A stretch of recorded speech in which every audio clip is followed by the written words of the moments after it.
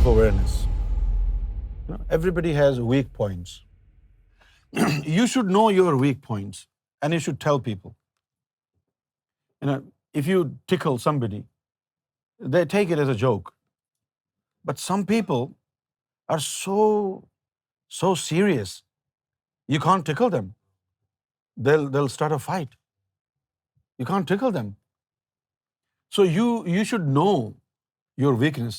You should also know what things infuriate you, what makes you angry. And you should mention to them in advance, look, I don't like these things. It's my weakness, so please avoid these things. And you should be able to assess yourself. For example, if you are in an environment where you think your weakness will be revealed and people will, capitalize on your weakness and will target you or bully you, so why do you have to be in such a company? Why do you have to be in such an environment? Self-aware. You should know what is it that calms you down. For example, kids. Like if a kid has an impulse of something, but you know your kid well, then like your kid likes ice cream, and suddenly, in order to divert the attention of the kid, you say, okay, forget about it, let's eat ice cream. The impulses in kids are not very strong. When their attention is diverted, the impulse is gone. For example, if your son or daughter tells you, your son or daughter wants to go to kids space, right? And you think it's not good for her or for him, instead of telling them, no, you cannot go to kids space, tell them, can we go to Sainsbury? And then after Sainsbury, we will go to kids space. Is that okay? All right. Now go to kids space, buy a doll. And by the time you come out from Sainsbury, the kid will forget about kids space. You need to be a little intelligent. I wish there was a system whereby the parents to be would be taught how to behave like a parent, and only then they become parent. It would have been easier. Self-awareness, knowing your strong points and knowing your weak points. And then at the same time, if you know your feelings, or should I say, when you know your feelings, then what happens? In the mirror of your own feelings, you treat others, or you evaluate them as per your own feelings. For example, this chair is not very comfortable. And tomorrow, if Brother Steve wants to sit here, I would then advise him, Brother Steve, that chair is not comfortable. Why did I say this? Because I did not feel good. So I thought maybe Brother Steve will not feel good. So I evaluate him in the mirror of my own feelings. If it is not good for me, obviously it's not good for him. If you swear at me, or if I swear at you, how do you feel when people swear at you? You feel bad. Now, when people swear at you and you feel bad, you should evaluate others in the mirror of your feelings. If they swear at me and I feel bad, they will also feel bad if I swear at them. Treat others like you treat yourself. Wow. This is the same thing.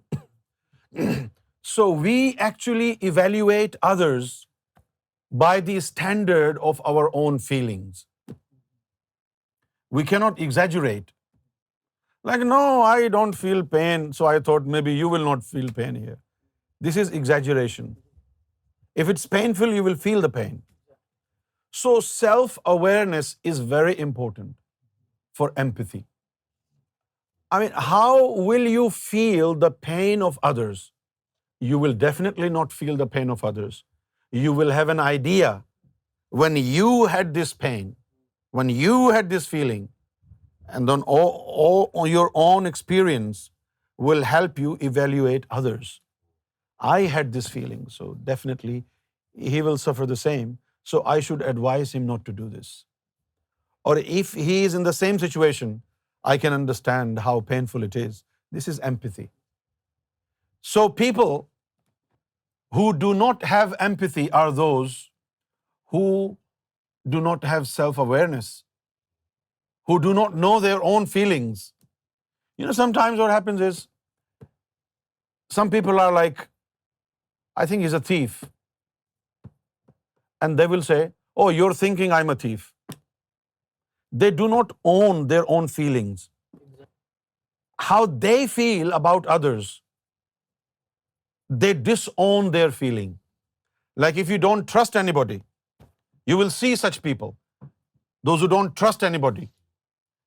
They don't trust anybody, but they will not own this. They will say, nobody trusts me. You don't trust anybody. How will you have a conversation with them when you do not own your own feelings? This is the opposite of self-awareness. So self-awareness is very important. At least own your feelings. Do not disown them. If you have the ability to own your feelings, only then you will base on those your feelings to evaluate others. And when you're able to evaluate others in the mirror of your own feelings, you will have empathy for them. You don't have empathy when you do not know your own feelings. You have feelings and you disown them, and you think this is inspiration from God. I know what is in your heart. What is in your heart? You're a thief. And this is my own feeling, but I think this is ilham. They disown their feeling, like he's a thief. This is your feeling that he's a thief. But you will say, oh, he thinks I'm a thief. No, this is your feeling. So when you disown your feeling, this is where you stop being a human being. This is when you are unable to evaluate others. When you disown your feelings, how will you understand the feelings of others? Because you only evaluate others based on your own pain and your own feeling. When you already disown your personal feelings, now there is no ground for you to evaluate others. And when you fail to evaluate others, you have no empathy. There is a difference between sympathy and empathy. Sympathy is different. This is empathy. Sympathy can be negotiated. But empathy, if you do not have empathy, God does not count you as a human being. You are pure evil if you have no empathy. If you do not feel pain of others, you cannot be a Sufi. Humane is one who has a kind heart. So when you have no empathy, you are inhumane.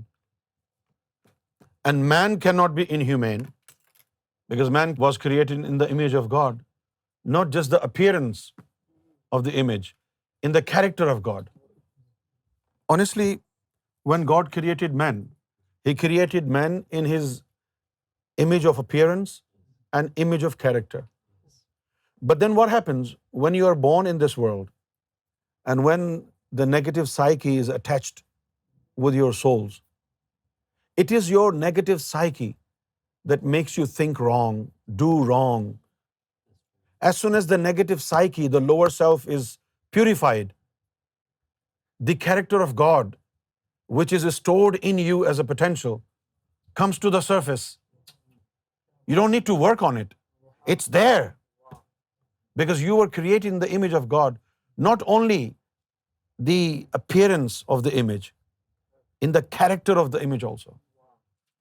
A true man behaves like God.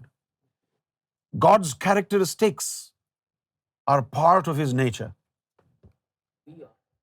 Because in the olden times, when people had to go and adopt hermitage temporarily, when people used to spend 12, 24, 36 years in jungle, you know, what would happen in the jungle?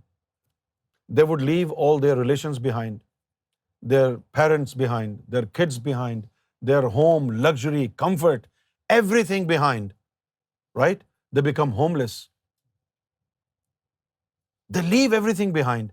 So they have the feeling of a homeless person. They have a feeling of an orphan. They have a feeling of somebody who has lost his child. They have feeling of somebody who has lost everything in this world. They can evaluate others. Because what is it in their life, deprivation of which they have not suffered in jungle? Everything. If you are eating leaves in jungle, there is no food in jungle. There is no blanket in winter. There is no shelter in rain, right? And it's not safe to sleep there. Anytime, any animal, any snake or scorpion will come and bite you. How vulnerable you are. But you stay focused on your spiritual regime. You discipline yourself. Everything else becomes so insignificant when you pursue in the way of purity. No matter how hard it is to live in a jungle, without any comfort, without food, without meeting any human being, you suffer from all sorts of problems. I mean, as a Sufi, when you spend years in jungle, you face all the turmoil combined that humanity suffers from. Is there anybody who is homeless as well, orphan as well? Eh? His son or daughter is lost, his home is gone, his comfort is gone. No, people have small problems, one or two aspect of these problems. But you suffer from all the problems. That's why you feel for everybody. Do you understand my point? That's why you love humanity. That's why you cry for everybody.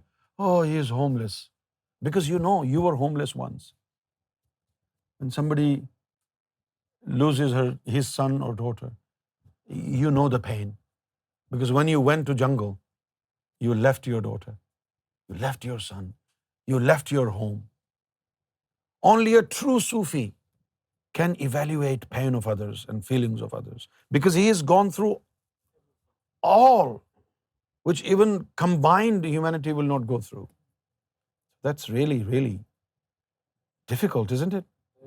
But difficulty becomes easiness for a Sufi in the jungle. He doesn't love food anymore. You know, when you spend few days without food, the taste buds go away. And after that, even if you eat the most delicious food, you don't taste it because the taste buds go away. This is why a Sufi can eat anything and he's okay with it. Why? Because he doesn't taste it. The food buds are gone. The taste buds are gone. He can't taste any food. Whether you bring halim, biryani, nahari, or boiled water, same. Because the taste buds are gone. In order to be a Sufi, this is aptitude test. Emotional intelligence, mental intelligence, physical intelligence. This is a precondition. This is why a Sufi is advised not to speak a lot, speak less, sleep less, eat less. Some people sleep as much as they can, eat as much as they can, and they talk as much as they can, and still they are beloveds of God. They are not beloveds of God. They're troublemakers, mischief mongers on earth. A day is set to punish them. God doesn't publicize his pain. We do. But the time comes when justice is served. But I like justice must be seen to be done so that people can take a lesson. But it does happen very rarely.